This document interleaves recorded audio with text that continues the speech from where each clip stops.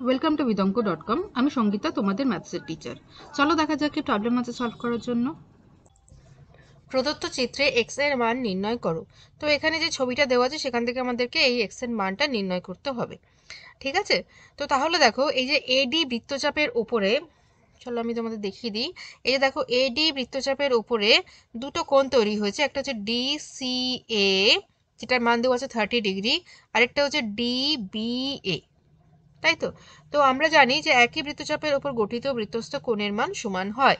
তো যেহেতু এডি বৃত্তচাপের উপর এই দুটো কোণ তৈরি হয়েছে, angle D C A R angle D B A, তো তাদের মান সমান হবে। তো ডিসি এ দেওয়া আছে 30 ডিগ্রি, অতএব ডিবি এও হবে 30 ডিগ্রি। তাহলে দেখো এই অ্যাঙ্গেলটা আমরা পেয়ে গেলাম এখানে 30 ডিগ্রি। ফাইন। এবারে চলে আসি ত্রিভুজ এ ডি বি তে। ঠিক আছে, এই দেখো এই যে ত্রিভুজ এ ডি বি, এই ত্রিভুজে অ্যাঙ্গেল বি হচ্ছে 30 ডিগ্রি, অ্যাঙ্গেল এটাও দেওয়া আছে সেটা হচ্ছে 65 ডিগ্রি। কি নির্ণয় করতে হবে? আমাদের অ্যাঙ্গেল ডি এর মানটা নির্ণয় করতে হবে, যেটা কিনা এক্স ডিগ্রি দেওয়া আছে।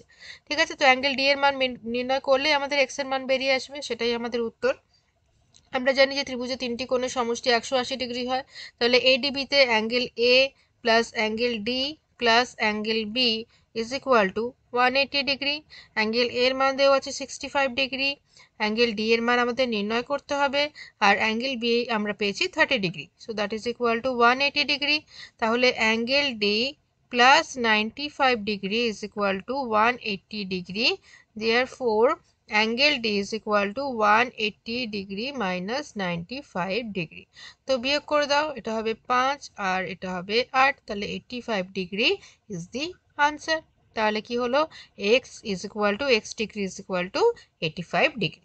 ওকে, thank you for watching vidonko.com। অঙ্কের আরও প্রবলেম এবং সলিউশনের জন্য আমাদের ওয়েবসাইট অবশ্যই ব্রাউজ করো।